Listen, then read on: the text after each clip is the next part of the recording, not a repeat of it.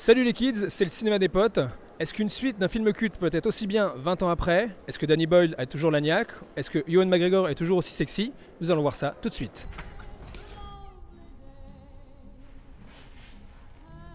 Hello, Mark. So what you been up to for 20 years? Comme vous avez pu le deviner en intro, on va voir Trainspotting 2 ou T2, la suite du film extrêmement culte de Danny Boyle. Pourquoi on va voir ce film? On va voir ça tout de suite avec l'équipe. Alors voilà, on est à l'extérieur du forum des Halles puisqu'on s'est fait virer par la sécurité. Merci messieurs d'avoir bien compris la créativité et l'art. Comme pour Conjuring, je vous fais la météo, il pleut.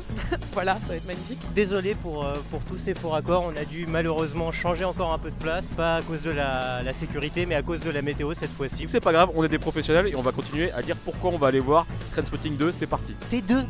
Mais pourquoi vous l'avez appelé T2 quoi? Moi le film des années 90 que j'appelle T2 c'est Terminator 2. Là Trainspotting 2 on l'appelle T2, bon admettons. Choose life. Choose Facebook, Twitter, Instagram and hope that someone, somewhere cares. Missed you, mate. I missed you too, Spud. Alors Trainspotting 2, moi j'y vais pour une raison principale. J'ai l'impression que c'est toujours la même raison à chaque fois que je vais voir un film, mais c'est pour le réalisateur Danny fucking Boyle. Plusieurs raisons, mais la première bien évidemment comme tout le monde c'est Danny Boyle. J'ai toujours une affection particulière pour les films de Danny Boyle. C'est un de mes réalisateurs préférés tout simplement déjà. Ce que j'aime beaucoup chez lui, c'est que c'est un réalisateur audacieux, ambitieux, et même si c'est pas toujours génial, il teste, il tente, il y va au bout de ses idées, il va au bout de ses envies. Il a fait comme des trucs comme 28 jours plus tard, Sunshine, Slumdog Millionnaire, plein de films archi connus, beaucoup de films qui ont marché, mais les gens se rendent pas compte que c'est ce même mec qui est derrière la caméra. Il a touché à peu près à tous les genres, il a fait du biopic, du drame, de l'horreur, de la science-fiction. L'autre raison qui fait que je vais voir Trainspotting 2, c'est que c'est la suite de Trainspotting 1. Ouah, Captain Obvious. Trainspotting 1, c'est un de mes films préférés, vraiment. Faut savoir que moi je l'ai vu au cinéma, et là vous vous demandez mais il a quel âge ce connard? J'ai adoré le 1 comme beaucoup, c'est un film générationnel.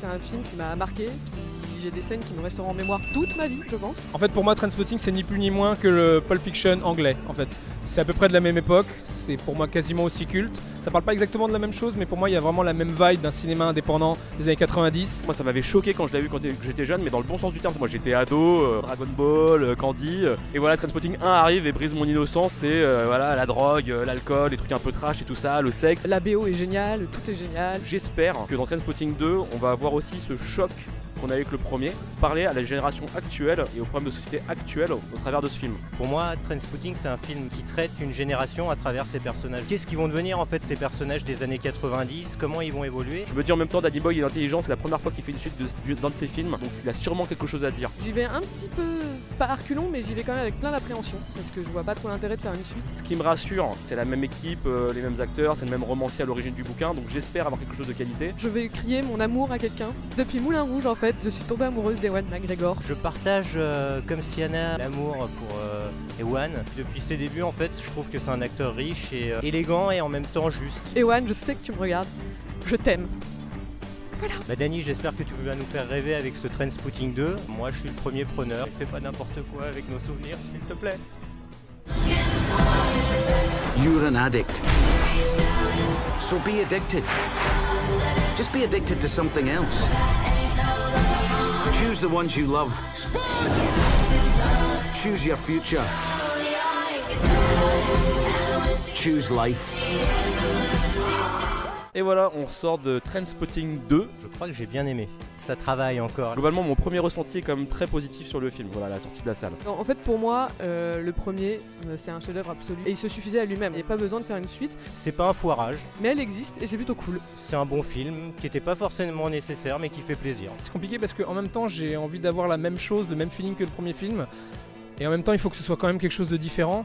Et pour moi, ce film est un peu foutu d'avance en fait. Après, la faire 20 ans plus tard, je trouve que c'est quand même assez malin. Avec l'évolution des technologies, même des drogues, de la musique, de tout. En fait, finalement, il arrive quand même à replacer le film dans l'époque et ça marche quand même en fait. Le fait qu'on ait Danny Boyle qui reprenne la suite, le fait que voilà tous les acteurs soient de retour dans leur personnage et ils jouent extrêmement bien, et ben ça fonctionne dès les premières secondes, les premières minutes. On est de nouveau dans l'ambiance de Trainspotting. Je trouve qu'il s'en sort pas trop mal, que ça aurait pu vraiment être pire, mais j'ai un peu le sentiment de suite un peu comme la suite des Trois Frères ou les Bronzés 3. Non, j'exagère, mais des films qui essayent de reprendre un peu l'énergie du 1, mais finalement qui sont beaucoup plus oubliables. Il a tout de suite retrouvé le ton du premier, je trouve.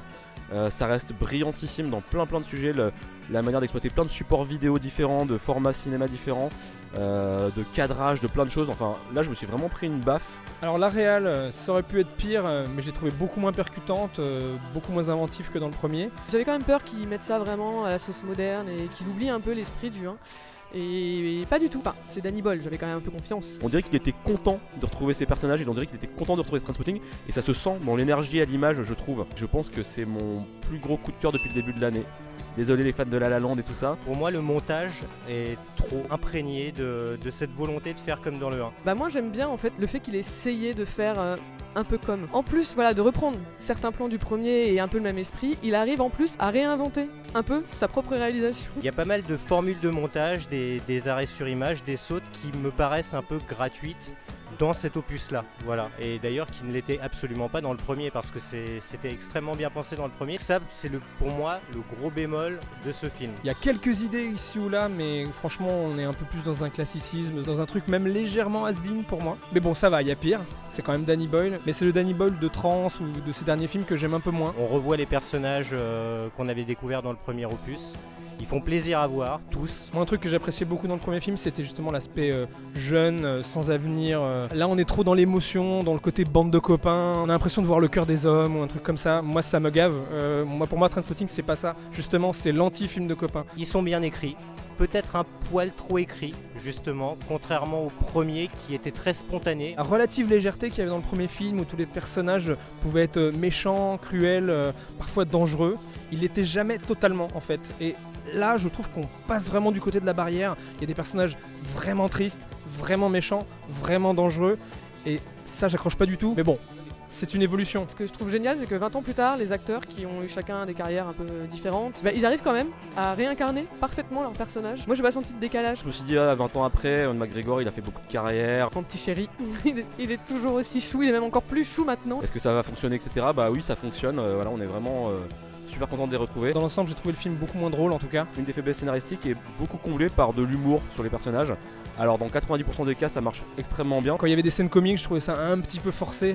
Tandis que dans le 1, c'était vraiment très spontané. Le 1 était mieux équilibré. Parfois, on tombe presque dans de la comédie. Alors, Trainspotting n'est pas une comédie. En termes de musique, j'ai pas été déçu. La BO du 1, elle est exceptionnelle. Elle fait effectivement partie des meilleures BO de l'histoire du cinéma. La BO du 2 est tout aussi géniale. Il y a vraiment de très bons titres. Autant sur le 1, ça marche vachement bien. La BO, elle marche vachement bien sur chaque scène, sur chaque plan et tout ça. Et là, des fois, c'est un peu forcé. Sur certaines scènes, je me dis, il a mis une musique un peu à la Trainspotting. Le premier opus fonctionnait sur la fraîcheur, l'excitation de la jeunesse. Et là, à contrario, on est dans de la nostalgie. Mais je trouve que c'est à peu près les mêmes rapports, sauf que bon, il y a 20 ans qu'ils séparent les deux. Le film est finalement très nostalgique. Alors ça, c'est un aspect que j'ai un petit peu apprécié. J'ai apprécié de réentendre quelques morceaux que j'adore dans le premier film. Des petits moments un peu doux amers, des moments où on croise un peu les scènes comme ça du premier film au cœur du deuxième film. Je trouvais que c'était sympa, mais ça servait un petit peu la soupe aux fans. C'est un film que j'ai très envie de revoir, ne serait-ce que pour la mise en scène et les idées de cadrage que j'ai trouvé complètement dingues. Est-ce que comme le 1, il va devenir vraiment un film culte ? Je pense pas. Ou alors il sera culte pour les gens qui ont aimé le 1, je pense. En revanche, dedans, il y a quand même des scènes qui pourraient devenir cultes. Pensez Sac-Tastic. Ceux qui ont aimé le premier, à mon avis, kifferont. Je pense que le film est suffisamment bien fait pour que même ceux qui n'ont pas vu le premier, ils accrochent quand même, même s'ils louperont quelques trucs. Donc globalement, un film quand même correct, assez rythmé, assez cool. J'ai passé un très bon moment, je me suis pas du tout ennuyé. Mais qui est très loin du niveau du premier film pour moi. Donc ça va être une note un peu au-dessus de la moyenne. Je vais lui mettre 6 sur 10. Un 7. Et je vais pas faire un 7,5, non, un 7. C'est quand même un bon coup de cœur, alors je vais quand même lui mettre un 8,5. Je lui mets quand même 8 sur 10. Pour imiter Mika, Dani. Pas mal, Dani.